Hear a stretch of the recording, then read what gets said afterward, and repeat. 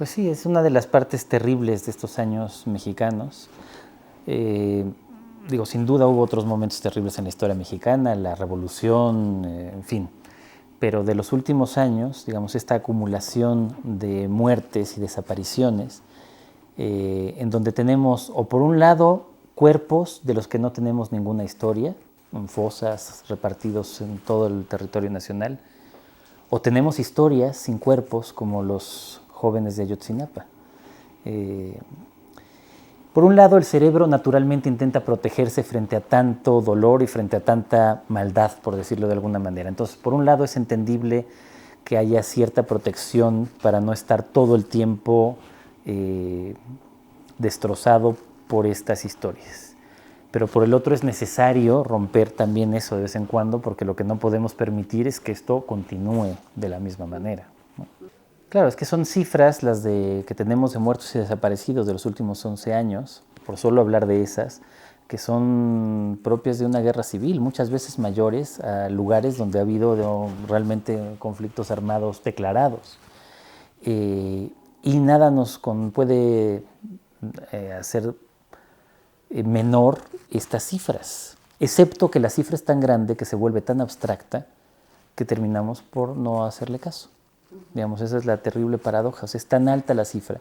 Por eso, claro, cuando hablamos de los 43 de Ayotzinapa, son 43 historias que una persona, un cerebro puede retener y tener un grado de identificación.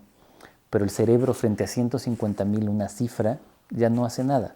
No hay empatía posible y es lo terrible de esta catástrofe. Es una cifra que se va acumulando y que cada día es todavía mayor, ¿no? Sí, soy un científico frustrado, me hubiera encantado ser físico o dedicarme a alguna disciplina de ese estilo. No médico frustrado, por ejemplo, eso sí, a diferencia, queda claro que yo no podría haber sido cirujano ni médico como mi padre. De alguna manera, digamos, mi padre, que lo trato de contar en el libro, tuvo de joven y de hombre maduro una enorme curiosidad por mil cosas, que le gustaba la música y la pintura, y que fue muy buen bailarín, y que fue un atleta que casi fue a los Juegos Centroamericanos, y que, o sea, hacía tantas cosas.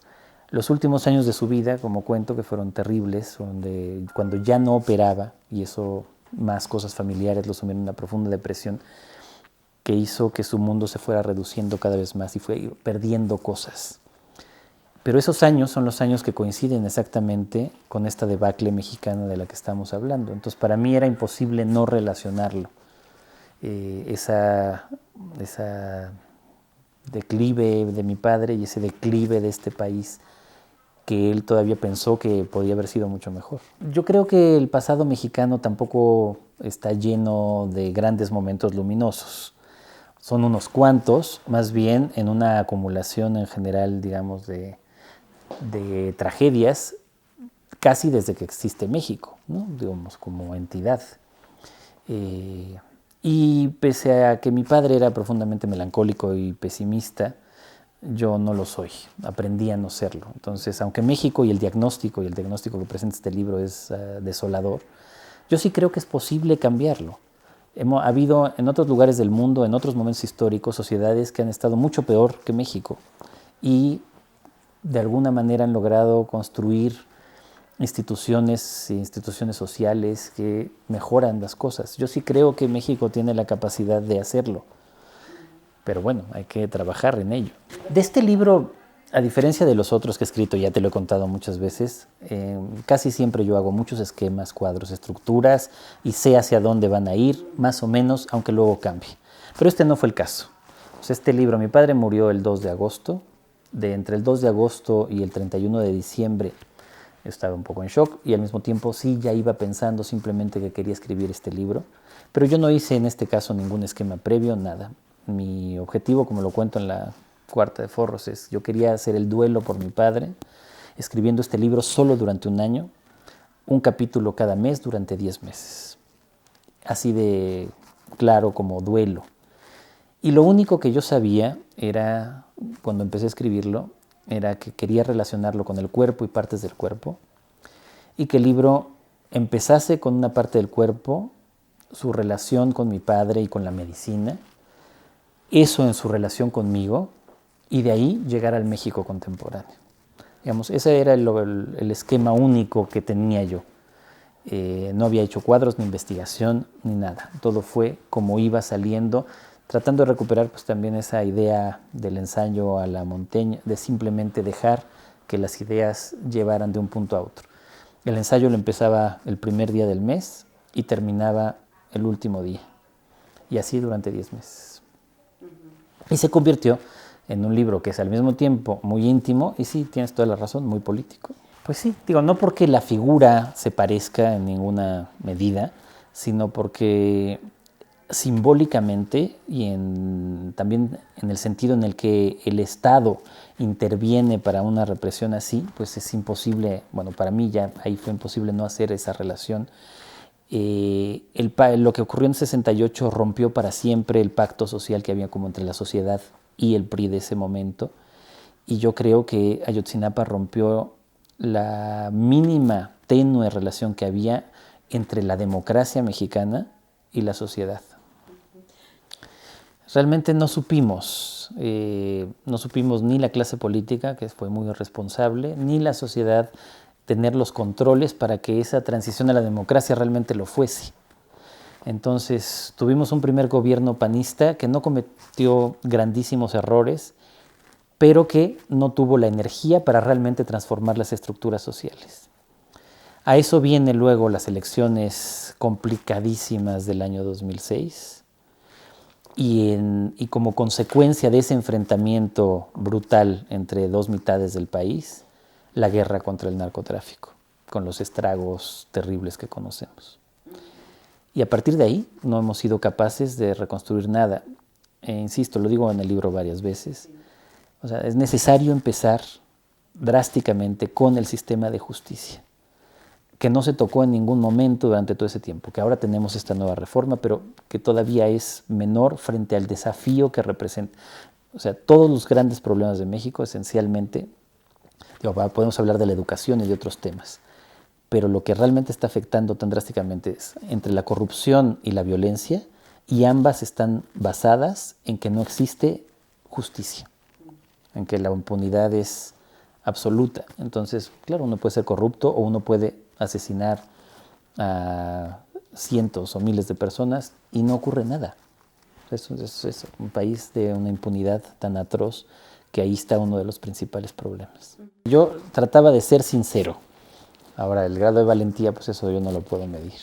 No, afortunadamente, digamos, yo en el Festival Cervantino me he sentido absolutamente libre y creo que el espacio del Festival Cervantino también es un espacio de libertad de expresión completa. Ahí en el Cervantino se ha hablado de estos mismos temas, de Ayotzinapa, de las fronteras, de la migración, de muchos de los temas que están aquí. Entonces, no, en ese sentido, también el Cervantino creo que es un lugar privilegiado, es una institución que además depende de 4 instituciones distintas, de la Secretaría de Cultura, el Gobierno del Estado de Guanajuato, la Universidad de Guanajuato, la Alcaldía. O sea, es un espacio plural y no lo he sentido. Bueno, tal como lo hizo nuestro amigo Nicolás, probablemente hubiera provocado la misma reacción, ¿no? Yo la verdad hay muchas canciones de Juan Gabriel que me gustan mucho, que he oído y que forman parte, pues como de la mayor parte de los mexicanos, de mi educación sentimental. En el libro cuento que mi padre lo que nos ponía a la hora de la comida era ópera o Agustín Lara, esa era su educación sentimental. Y la mía, pues como la de muchos de mi generación, está ligada a esas canciones de Juan Gabriel. Ahora, de ahí a realizar todo un análisis sociológico, estético, pues podríamos decir más cosas, pero digamos así de entrada, pues claro, ¿no? Y yo creo que hay algunas canciones de Juan Gabriel que perfectamente siguen un esquema de canción clásica absoluta, realmente muy logradas. Esto no es algo estrictamente mexicano, es una crisis general en el mundo, digamos por lo menos bueno, en el mundo llamado occidental, de las clases políticas y de la representatividad de esas clases. Y yo creo que eso pasa en México como está pasando en muchos lugares, con fenómenos muy preocupantes en muchos sitios, en donde al no sentirse representados los ciudadanos, ¿no?